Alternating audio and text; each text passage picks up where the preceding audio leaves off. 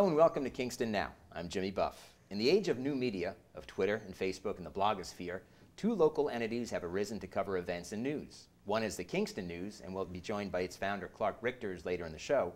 The other is the Watershed Post, and with us now are founders Lissa Harris and Julia Reichel. Welcome. Hi, thanks for having us. We're so glad to be here. I'm going to start with you, Lissa. You guys have just passed your one-year anniversary. Actually, two-year anniversary, but 1 year since launching this site. Is that accurate? Oh no, that's right. No, it's been. We're in 2012 now. It's just been you see, you're doing that thing where you say it's 2011, and yeah, I've been writing it on checks. Don't let me write a check. It's been 2 years. It has, although this year has really been our year to prove ourselves, and so it kind of feels like a first year in a way. Well, we'll talk about that in a moment, but let me ask you how it got started.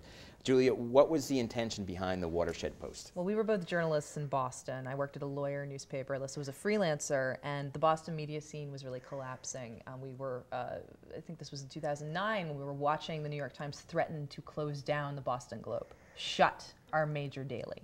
And it was incomprehensible. As young journalists, you look at that and you think there's nowhere to go. So we thought that we would follow Clay Shirky's advice. He's a big new media guru, and he's basically saying that in order to figure out what the model for journalism is, we should experiment.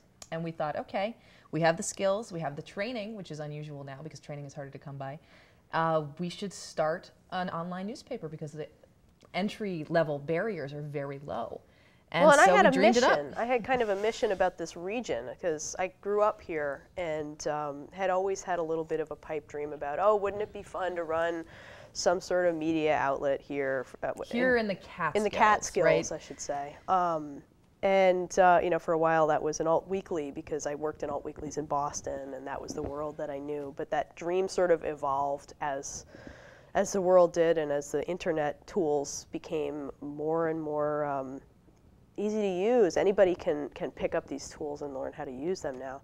And like Julia was saying, it felt like a time to be brave. It felt like a time to, you know, why not risk something now? The industry is so cracked all the way down to the base that why not try something different?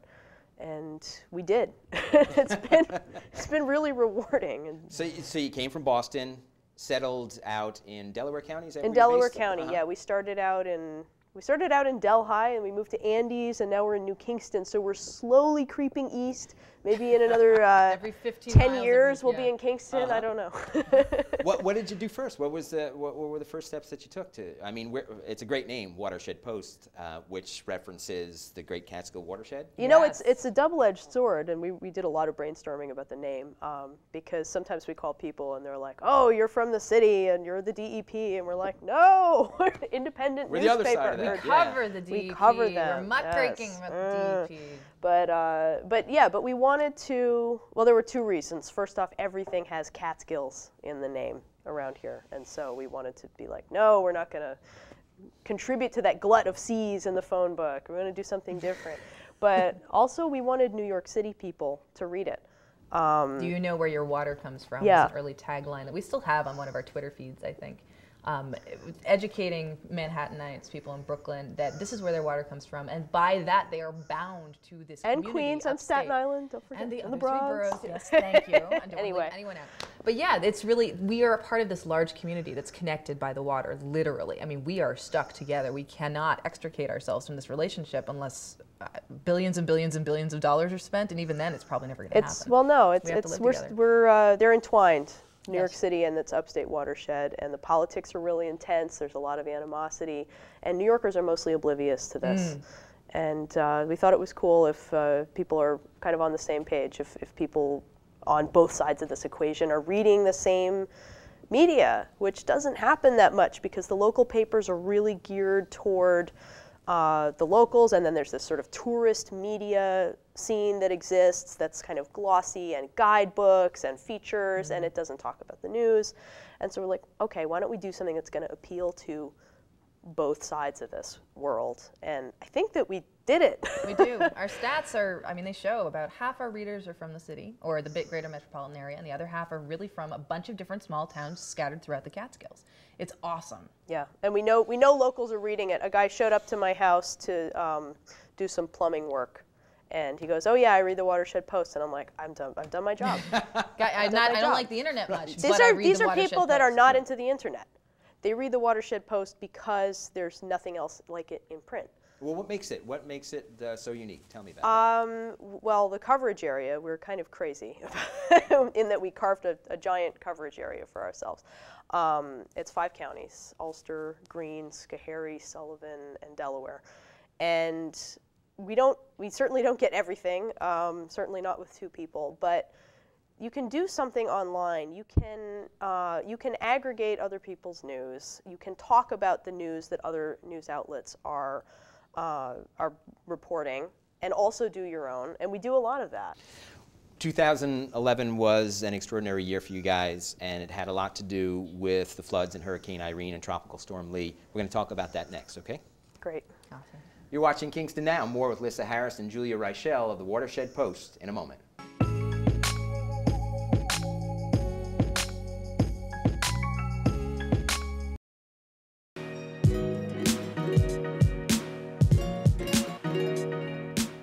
Welcome back to Kingston Now. With us again are Lissa Harris and Julia Reichel of the Watershed Post. Let's talk about Irene. Julia, we knew the storm was coming. People knew it was coming. But then it hit, and there was this amazing, it was almost a delayed reaction because stuff happened, and then the damage started to become evident. And there was no communication, very little communication coming out of the Catskills to the rest of not only New York State, but the country. And suddenly you guys started to report on it, and it just snowballed from there. Describe that experience. Well, I rolled my eyes because, you know, instantly there was a sigh of relief from New York proper, New York City. Oh, I'm so glad Irene didn't happen at all. Everything's fine, blah, blah, blah. And we were up, we had started covering it before it hit. Actually, we launched a live blog, which is a tool that allows readers to interact in real time on our site, along with pulling in Twitter feeds, and it's basically a giant net. It was like a giant chat room, almost. I know, but that sounds so 1992. It sounds AOL, blog, whatever. And we launched it at about 4 p.m. It was Lissa's idea, and she had the brilliant idea to let other people from other regions, some journalists, some not, just people we knew, help us moderate it. So this live blog from the very get-go before the storm hit had multiple people in multiple physical locations managing it. It was always moderated. It's not one of these things where it's just a free-for-all, No. people sharing information. It was designed to be moderated. That's how the software works. And every comment requires a click to let them go But through. so we're sitting there in Andy's Saturday night, and going, gosh.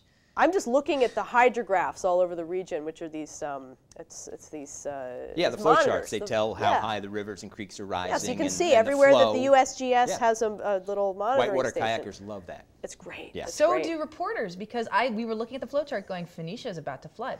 Phoenicia is going to flood at 7 a.m. But yeah, but Saturday night, we didn't realize how bad the flood was going to be. Nobody realized how bad it was going to be. But we knew because, and just from being in the Catskills for any length of time, floods are bad. And we knew it was going to be bad somewhere. So like, all right, we'll open this live blog. There's a very good chance we're going to lose power. Yes. So I'm going to reach out to a whole bunch of people, and I'm going to try and scatter them across the region so that if there's a massive power outage in one place, somebody will be able to keep the lights on.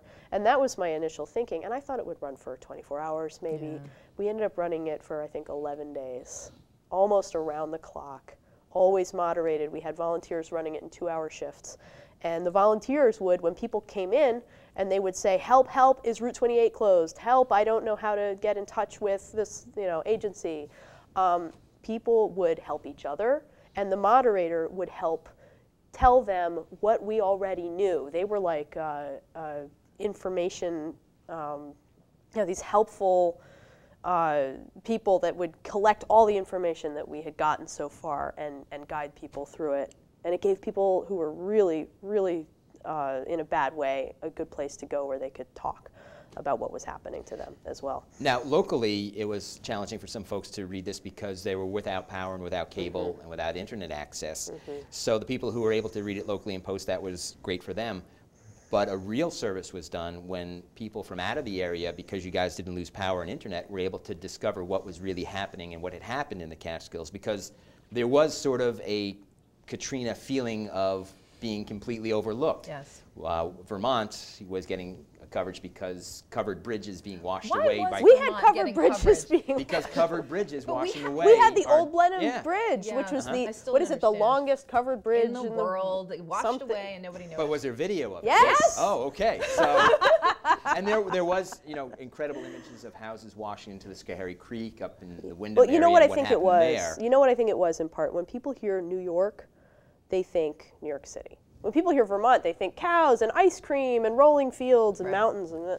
But nevertheless, we have all those things. What happened up here was that there was this incredible, just people weren't paying attention to it. It was completely overlooked until people started reading the Watershed Post, and then CNN came calling, and the New York Times came calling. You also got to give the governor some credit. The governor got stuck in Margaretville on Sunday morning, the day of the flood, and Margaretville had 6-foot-high floodwaters that the governor's car drove through. Well, and I don't think he Cuomo drove through the 6-foot part. That would. Well, they weren't 6 foot yet. But Fine, yeah. but they were like above the wheel wells, like so what, for 3.5 He feet. posted a picture, and immediately we had all these He took comments a like, picture with his own "You're not cell supposed to phone." drive. Turn around. Don't drown." But so having him there and having an eyewitness account from Governor Andrew Cuomo on our site helped sort of spear this massive pooling of everybody's accounts. I mean, that was really our role, was having one place for people to put all of their aggregated, And I saw this, I see this. we were combing Facebook, we were combing Twitter, we were emailing people, we were calling people to try and get personal accounts of what was happening, because And- you couldn't get in touch with the government sources in a lot of these towns. And also, we were calling, I mean, I started tweeting and yelling at the New York Times through every get up medium here. available to me, going, this is a big story. You should cover this story. And once we started doing that, other people started doing that. I'm writing letters. It like, you became, know, well, Twitter became a giant like megaphone saying, "Hey, national media, cover the Catskills," and it worked. They did. They did. Well, it put you guys on the map much the way the first Iraq war put CNN on the map. And I'll take that. I'll take that. so We're the CNN of the you know, Catskill of the Mountains. There you Catskills. go. So what do you do? I mean, in the aftermath. I know you guys have been covering literally the aftermath and the cleanup and the rebuilding and stuff. But now you've got this attention. How do you maintain that momentum? Well, one of the flood-related projects we're doing is we're actually launching this really exciting collaborative Faces of the Flood portrait project, which I'm doing in collaboration with the SUNY New Paltz journalism class. We got a little bit of funding from the Alliance for Community Reporting down in Sullivan County. So we are trying to literally take a photo and do an interview in 3 different media, audio, video, and also old-fashioned writing, of as many flood victims, and victims, I'm using that term, but it really means anyone who's been impacted. People have been by the affected flood. by it, sure. by the flood. So Throughout yeah, we're the looking forward to Catskills. that. And we're going to publish this series throughout this year until the anniversary of the flood, when we hope to sort of do it in one package again. So that's the kind of ongoing flood-related stuff we're doing. We're also coordinating relief. I mean, we did a lot of that during the flood, and one of our challenges is to figure out how to keep being a resource in terms of making people see where to donate money. This was huge. It was And we do what we do. We do what we do every day. Yes. We're the same thing we were doing before the flood. Good luck with it going forward in 2012. Thank you. Thank you. Thanks for joining us today. Thank you for having us. This is Kingston Now. Next, we're going to be joined by Clark Richters, the man behind the Kingston News blog. Stay tuned.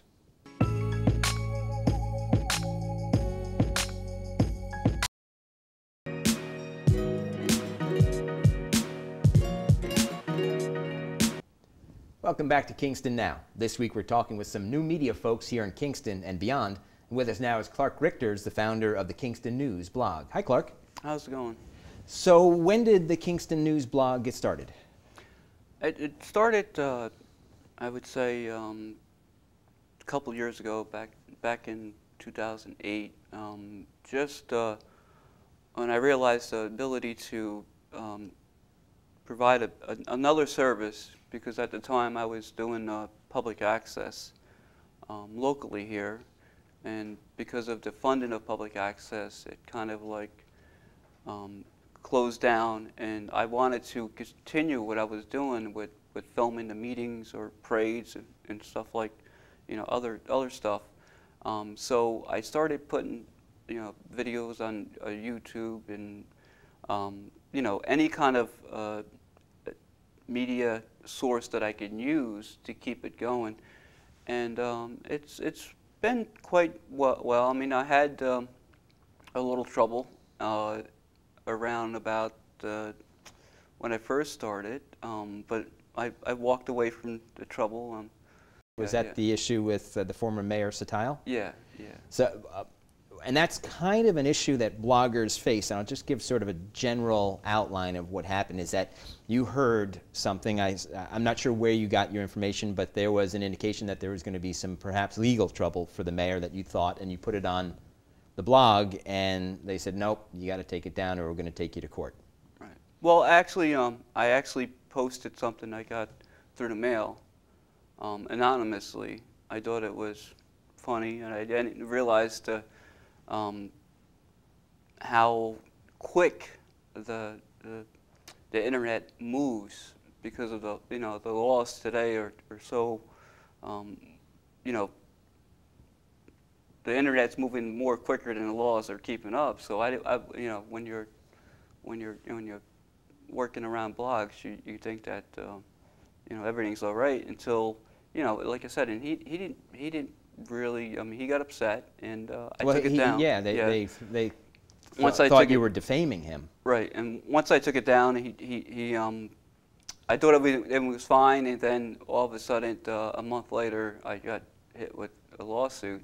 But we worked it out between our lawyers, and he dropped it, and I started, instead of I wanted to start over because my main mission when I first started the blogging was to start it in a good, informed public. It wasn't really to hurt anybody. So I wasn't aware of the laws, and now I'm more aware and cautious of what I put, and or even comments, because as a blog administrator, you're responsible for the comments, and some people tend to get very freely when they're that. So I think it's a good way for the community, our community locally, to provide a service to the public. Great. Let's talk about that service that you provide and how very busy you must be, because you're at almost every meeting, it seems, in Kingston. We'll talk about that in just a moment. Kingston Now continues next. Stay with us.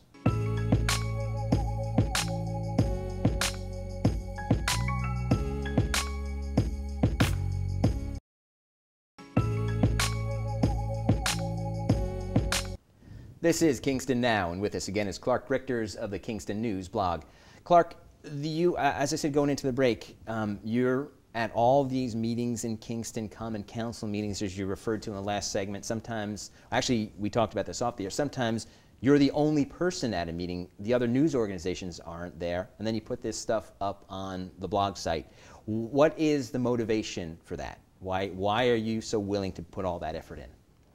Because of my liking or even hobby, because I'm really doing it for a service. So how do you find the time to do all this? Is there a day job for you? Is this your main activity, the blog? I actually I work right around the corner as a security guard at the Kingston Library. And what I do is whenever I'm not working, I usually try to attend a meeting and then tape or whatever. Right now I'm just into the live streaming of it, and what I could do now is that at City Hall is I can actually live stream a meeting just from my cell phone because of the technology. Wow, that's extraordinary, isn't it? Yeah, yeah. So it's great that I can have that, and that's one of the reasons why I do it, because they're short on manpower to get to the meetings, and I'm not looking to make any kind of money off it, but maybe in the future I can come back to it for a brand of it and continue with that and see how it goes. What do you see the blog's purpose? How do you see it being received in Kingston, and what do you see its impact on the citizens and the residents of the city, and even the people that you're covering, the politicians? How is it received? I think it's overall right now, since it's going right now, we're going to a new administration. I think he's very supportive of that. And Shane Gallo? Yeah. I use a lot of video of it, so it's not like I'm writing something. So once I capture it on video, it's not like they can go back, the politician can go back and reconsider what he said. So well, yeah, they're not gonna change what they say, and you're not editorializing on the video. It just is there. right. Yeah.